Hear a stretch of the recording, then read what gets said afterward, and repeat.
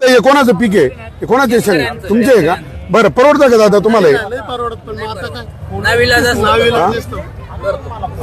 किती महिने लागतात एक शेंगदाणा तयार व्हायला? पूर्ण 4 महिने जातात त्याच्यात. मग परवडतं का तुम्हाला?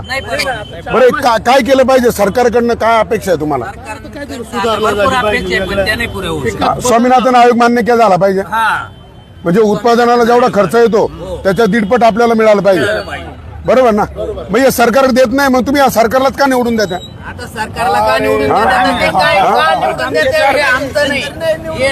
शेतकऱ्यांना निवडून द्या. इकडे इकडे इकडे इकडे पुढे आम्ही नाही निवडून देत.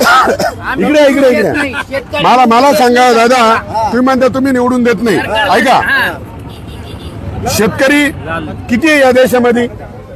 70%. 70%. मग 70% शेतकरी जर आपण एकत्र आलो तर काय होईल? आपण म्हणतो पंतप्रधान, आपण म्हणतो मुख्यमंत्री होईल, पण ते आता मशिनरी मध्ये आम्ही काहीच सांगू शकत नाही. म्हणजे मशिनरी मध्ये तुम्हाला ईव्हीएम मशीन खराब आहे, म्हणजे त्याचं आम्हाला नकोच आहे. ते नकोच आहे नकोच ना?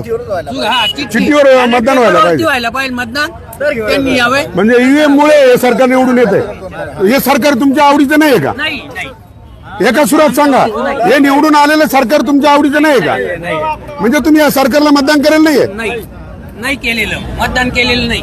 बघा, मी आता सर्वसाधारण शेतकऱ्यांकडे आलोय आणि बघा हे शेतकऱ्यांच्या भावना आहे. त्यांना म्हटलं जर तो सरकार तुम्हाला भाव देत नाहीये, आम्ही भाव देत नाही, स्वामीनाथन आयोग मान्य करत नाही, मग तुम्ही हे सरकारला का मतदान करता? तर ते म्हणतात की आम्ही मतदान करत नाही. लांबून घे ना, आम्ही मतदान करत नाही, हे ईव्हीएम मुळे झालंय.